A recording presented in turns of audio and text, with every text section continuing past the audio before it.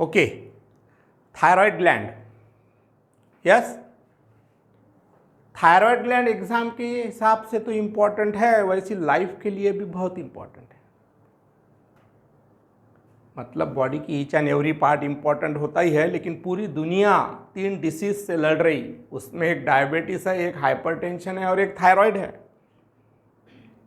Okay, इसका मतलब thyroid gland anatomy में इम्पॉर्टेंट है, उससे भी इम्पॉर्टेंट फिजियोलॉजी में है, क्योंकि तुम्हारी जितनी भी एंडोक्राइन ग्लैंड्स होती है, मतलब pituitary gland, pineal gland, thyroid gland, parathyroid gland, thymus, beta cells of islets of Langerhans of pancreas, adrenal gland, testis, ovary, placenta, ये सब एंडोक्राइन ग्लैंड में से थायराइड ग्लैंड थोड़ी ज़्यादा इम्पॉर्टेंट है बॉडी के लिए, क्योंकि उसका जो थायरॉक्सिन T4 नाम का हार्मोन है, टेट्रा आयोडोथायरोनाइन, वो तुम्हारे बॉडी की फिजिकल, मेंटल, सेक्सुअल, सोशल सभी किस्म की ग्रोथ थायरॉक्सिन ने की है। जो बच्चों के बॉडी में थायरॉक्सिन का परसेंटेज कम हो गया, जिसको अपन hypothyroidism in child, that is cretinism बोलते, पूरी जिंदगी खराब कर देता। और थायराइड ग्लैंड का एक इंपॉर्टेंट टॉपिक ऐसा है कि ये फीमेल में बड़ी रहती, मेल में छोटी रहती।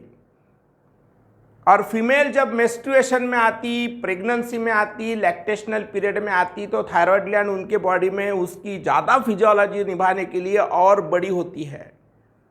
और जब भी बच्चे का दूध टूटता है, मतलब बच्चा जब वीनिंग में आता है, तो वो कंडीशन में फिर उसकी थायराइड ग्लैंड छोटी छोटी होते जाती, फिर नेक्स्ट प्रेगनेंसी में और बढ़ती है।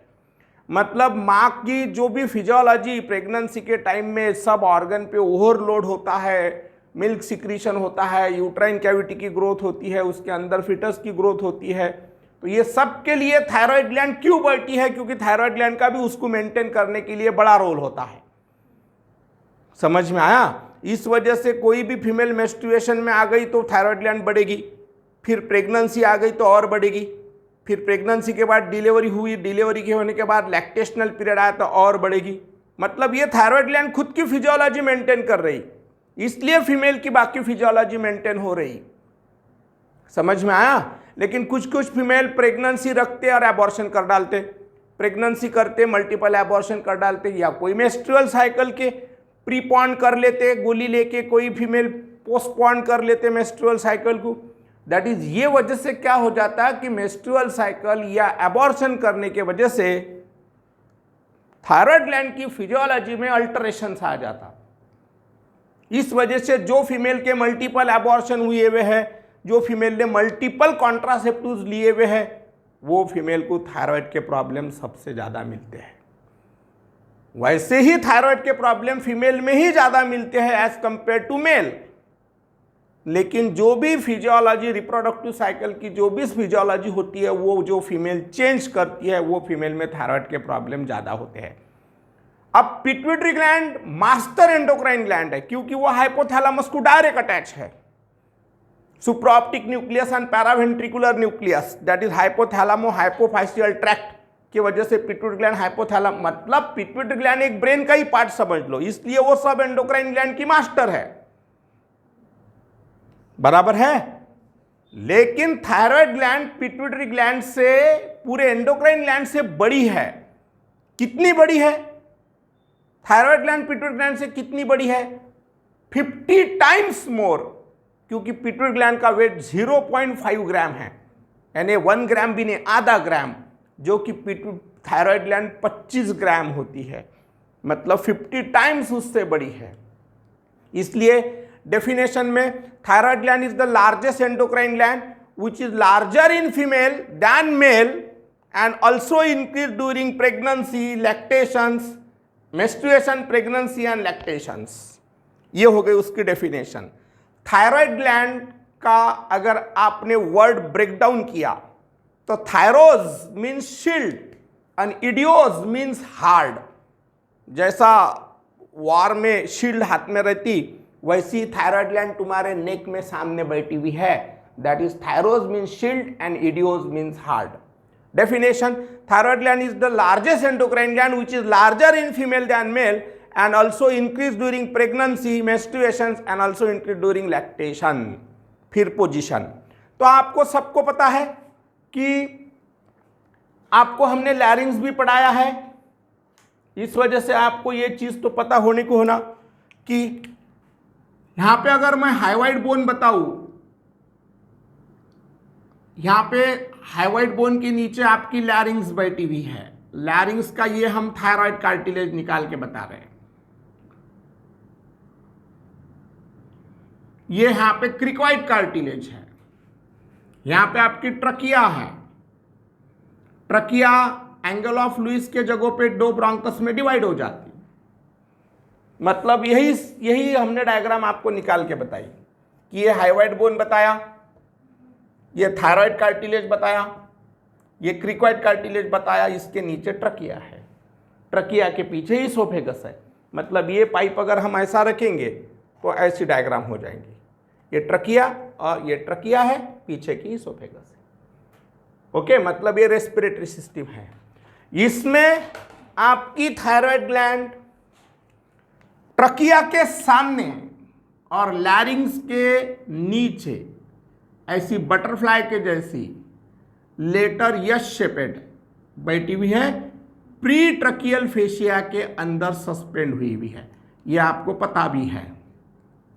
Thyroid gland pre tracheal fascia में रहती। थायराइड ग्लैंड को दो लोब होते हैं, दोनों भी लोब एक में कोई इस्टमस से जुड़े होते हैं।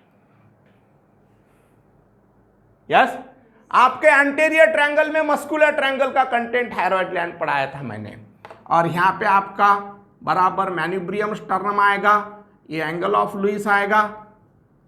यस, मतलब इसके नीचे आपका थोरैक्स शुरू हुआ है।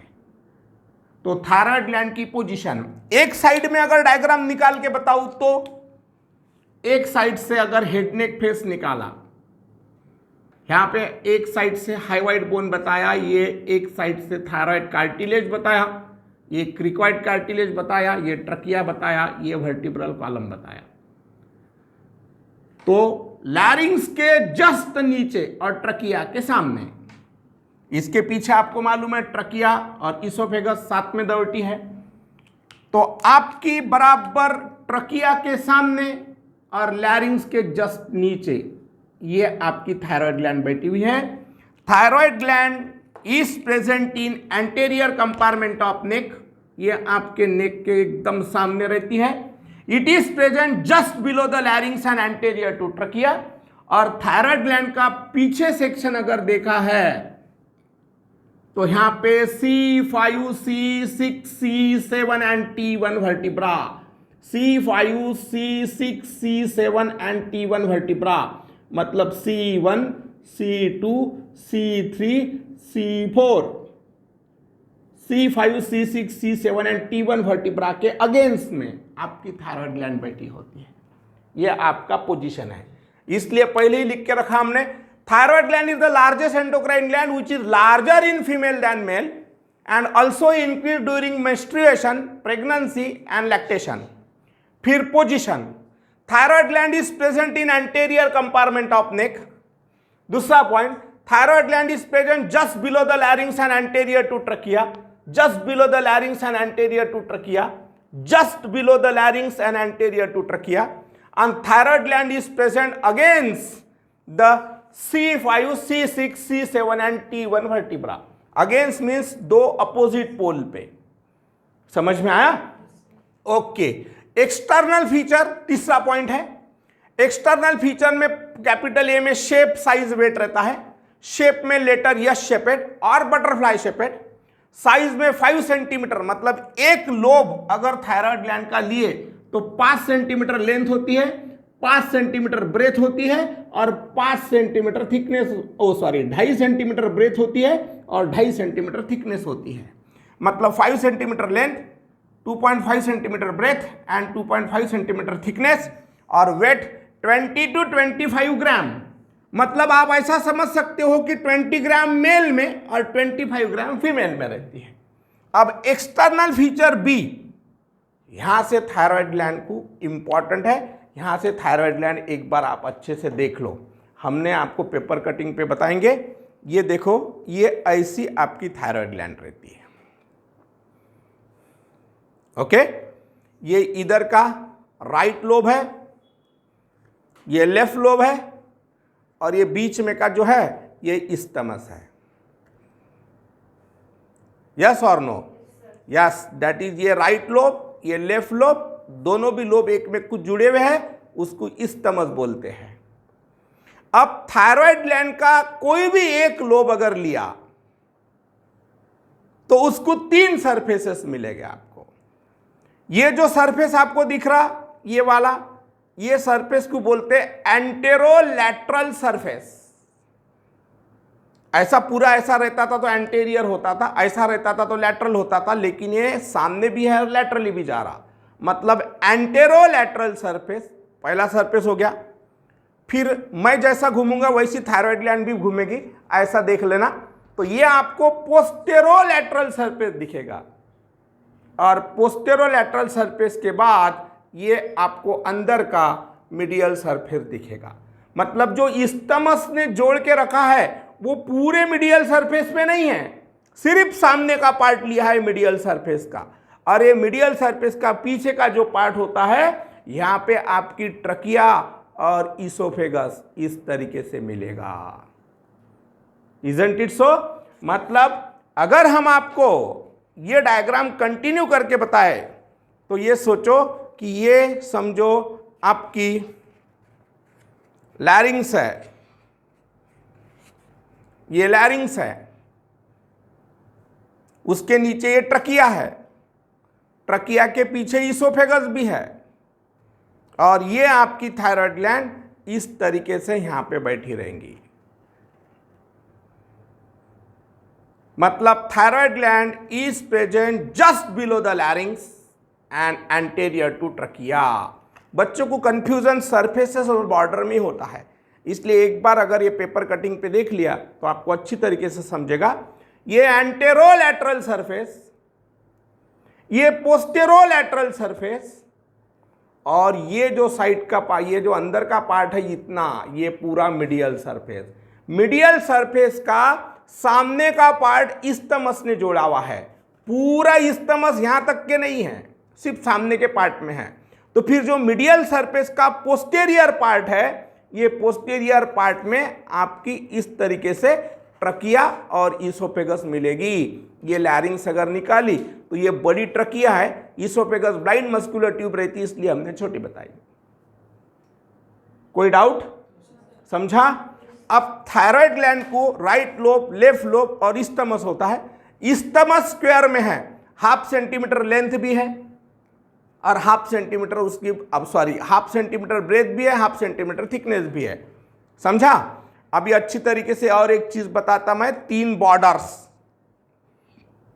थायराइड ग्लैंड के एक लोब को 3 सरफेसेस होते हैं और 3 बॉर्डर होता है। सिर्फ ऊपर का कंपार्टमेंट थोड़ा अपाइकल के जैसा, अपेक्स के जैसा रहता, नीचे का ये रहता। मैंने ऊपर अपेक्स नहीं बताया, ये थोड़ा सा ऊपर इस तरीके से नैरो होते हुए कन्वर्ज हो जाता ऊपर के साइड में।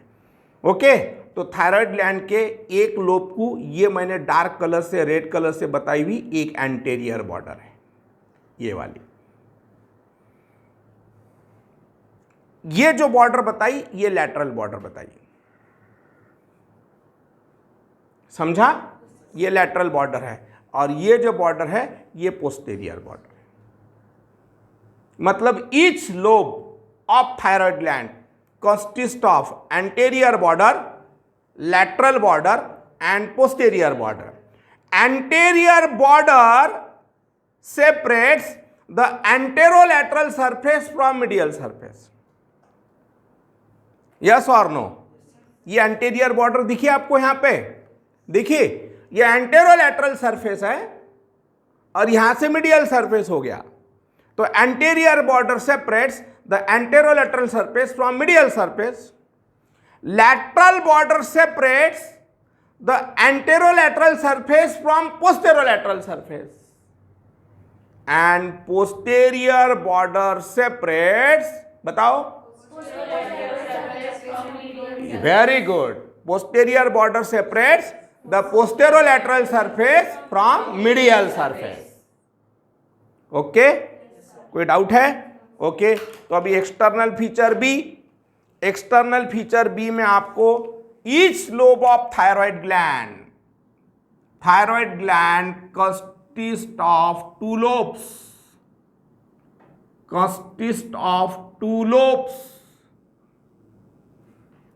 right and left lobe. Both lobes are attached with each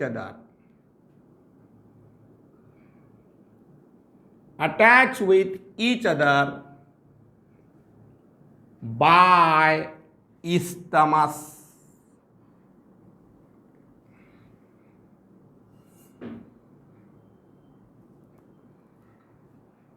अब each lobe consists of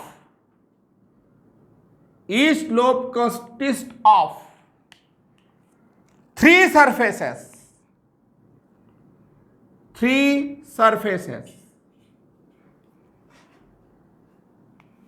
पहला सरफेस पढ़ाया, बोलो, anterolateral surface. Very good. Anterolateral surface. दूसरा posterolateral surface. Very good.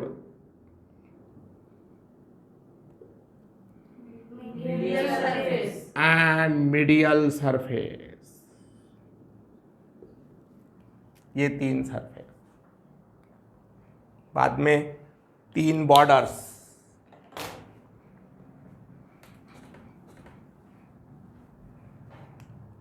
Thyroid gland consist of three borders. एक anterior border, posterior border, lateral border. Okay, फिर से एक बार बताओ, एंटेरियर बॉर्डर कौन से दो सरफेस को सेपरेट कर रही? Anterolateral surface from medial surface. Posterior border कौन से दो सरफेस को सेपरेट कर रही? From medial surface. And lateral border separates the anterolateral surface from posterolateral surface. यही उसमें लिखना है आपको. Okay, yes. अभी इसके बाद का आपका टॉपिक है रिलेशन ऑफ थायराइड ग्लैंड. मतलब आपको तीन सरफेस के रिलेशन लिखना है. तीन बॉर्डर के रिलेशन तो हमने बताया, कौन से सरफेस कौन से बॉर्डर से सेपरेट होता है. ओके, तो अभी ऐसा सोचो कि आपका इसके बाद का टॉपिक हमने चालू किया 4th नंबर का, relation of thyroid gland. Relation of thyroid gland. ये डायग्राम अभी हम रब कर डालते. ठीक है, ओके. अब ऐसा सोचो 2 मिनट के लिए एक चीज बता देते हम आपको. अभी इसके बाद के डायग्राम कैसे निकाल के बताएंगे, अच्छी तरीके से सोचो. ये हम अभी आपको यहां पे नेक बताएंगे. ये ऐसी हमने नेक निकाले, उसके बीच में का स्ट्रक्चर ऑलरेडी निकाला हुआ था. अब यहां से आपका क्लेविकल अगर हम बताएंगे ये वाला, तो यहां से आपकी स्टर्नोक्लूडोमैस्टॉइड जाते हुए दिखेगी. यहां से आपको स्टर्नोक्लूडोमैस्टॉइड मसल जाते हुए दिखेगी. ये हाइवाइड बोन है तो ये ओमोहाइवाइड मसल दिखेगी. ये स्टर्नोथायरॉइड मसल दिखेगी. थायरोहाइवाइड मसल दिखेगी. स्टर्नोहाइवाइड मसल भी दिखेगी. जो फ्लोर ऑफ मस्कुलर ट्रायंगल में सब बताया है हमने. हो सके तो floor of muscular triangle, anterior triangle का 4th लेक्चर ये एक बार चैनल पे जाके देख लेना. उसमें आपको पूरी अच्छी तरीके से डायग्राम निकाल के बताई है. वो एक बार मसल देख लेना. ये स्टर्नोक्लूडोमैस्टॉइड मतलब थायराइड ग्लैंड पर सी जा रहा है.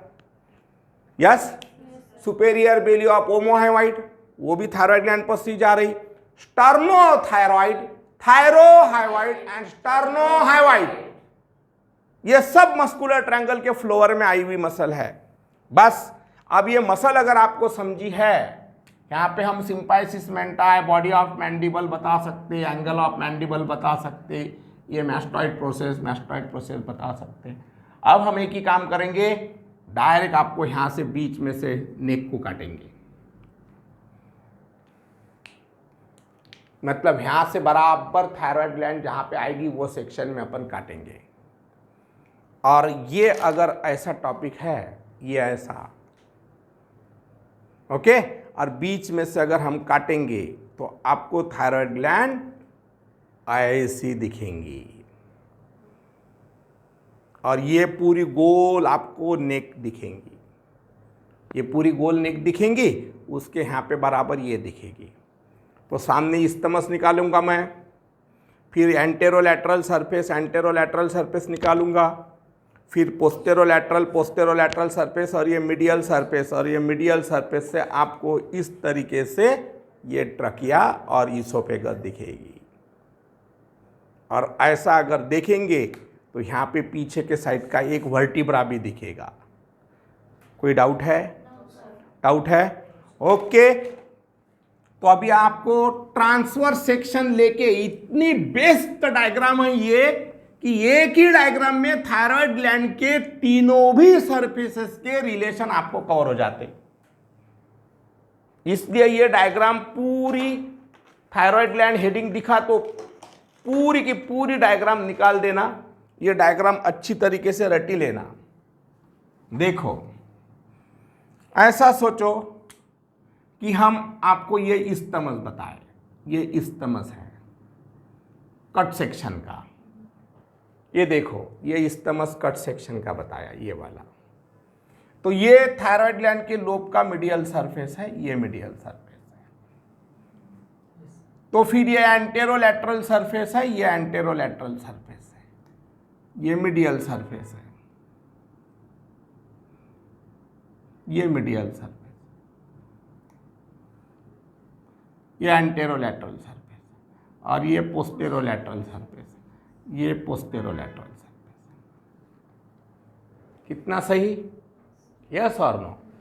तो ये पूरी अगर हम यहाँ पे आपको ऐसी नेक बताएंगे, ये अगर नेक निकाल के बताएं तो यहाँ पे हम आपको एक वर्टिब्रा भी बता सकते, नीचे से बताना पड़ेगा। ये ऐसा एक वर्टिब्रा बताएंगे, ये वर्टिब्रा का पीछे स्पाइन जाएगा, ये ट्रांसवर्स है, और ये न्यूरल कैनल। यहाँ पे आपको प्री वर्टिब्रल फेशिया भी दिखेगा। जो बच्चे पहले से हेड नेक फेस कर रहे हैं उनको समझे। यस और नो? ओके। तो ये थायराइड ग्लैंड समझी क्या? ये नेक का सर्कुलर समझा क्या?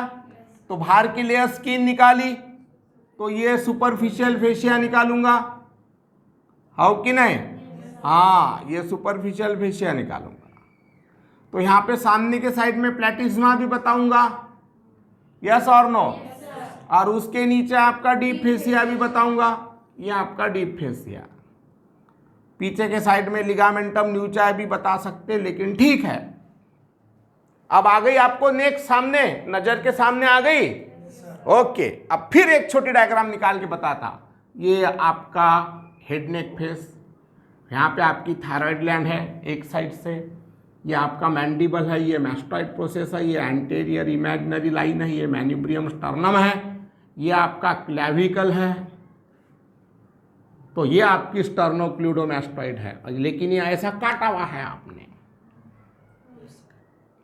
तो इस वजह से आपकी ऐसी स्टर्नोक्लूडोमैस्टॉइड मसल इस तरीके से पास हो रही और उसको आप काट रहे, मतलब उसकी सिर्फ बॉर्डर दिखेगी। मतलब ये हम रेड कलर से आपको स्टर्नोक्लूडोमैस्टॉइड मसल बताएंगे। समझे? समझे कि नहीं? हाँ। फिर अगर समझा नहीं होएगा तो फिर पूछो, तुम्हारे दिमाग में डालने के लिए हमारे पास एक नहीं 10 सोर्सेस है। कोई भी डाउट है तो पूछो।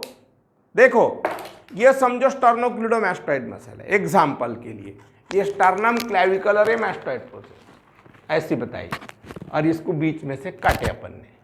तो ये अगर मैं ऐसा बीच में से काटूंगा तो आपको इसकी सिर्फ ये बॉर्डर दिखेगी, ये बॉर्डर हमने ऐसे निकाली, यस और नो?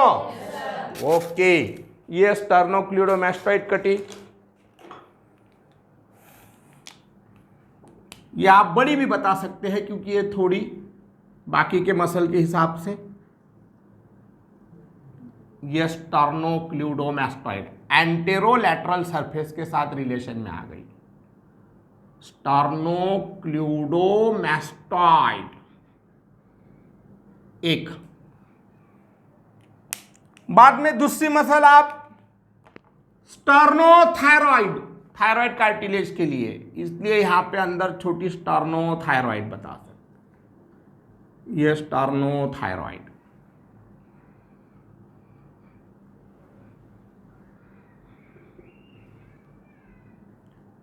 थायरोहाइवॉइड,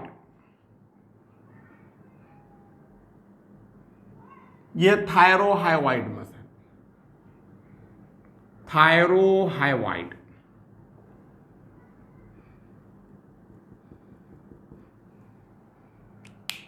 और एक बता सकते हैं स्टर्नोहाइवॉइड, स्टर्नोहाइवॉइड, ये वाली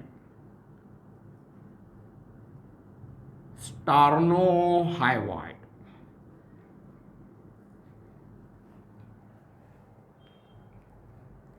ओके, चलो लिखो। एंटेरोलैटरल सरफेस के साथ जो जो मसल आई उसके उसके रिलेशन लिखेंगे।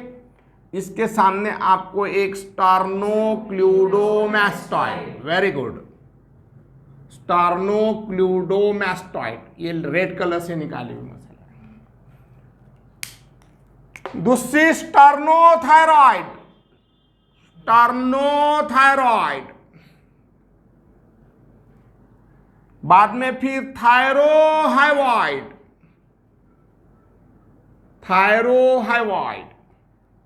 और फिर ब्लैक कलर से बताई स्टर्नोहाइवॉइड।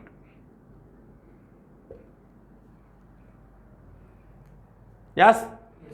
फिर तुम्हारी जो नेक है उसमें आपने एक चीज सुनी है जो आपको अभी याद नहीं आ रही।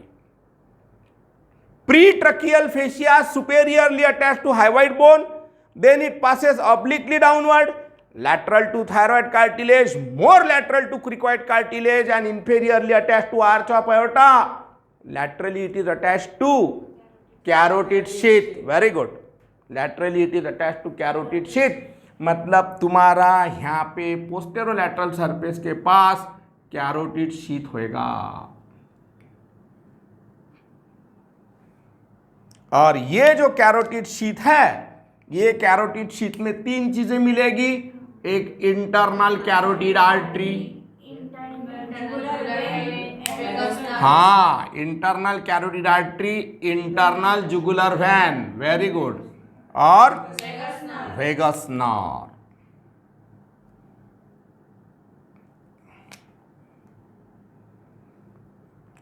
और यहां पे आपको वेगस नर्व मिलेगी।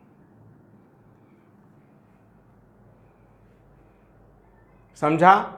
मतलब posterolateral surface is related with carotid sheath, और कैरोटिड शीथ में कंटेंट लिखा तो बहुत ही अच्छी बात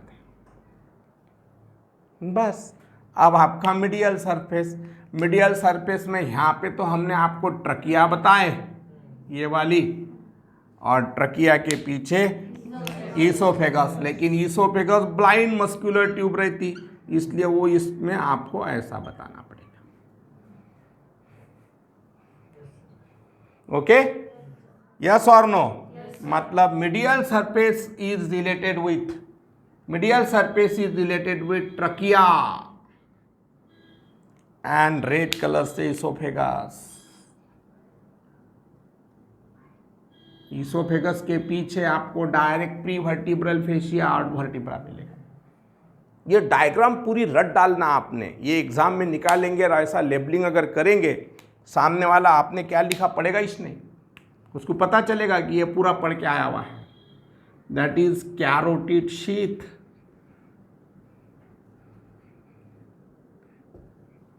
carotid sheath contain internal carotid artery, internal carotid artery, internal jugular vein, internal jugular vein and vagus nerve.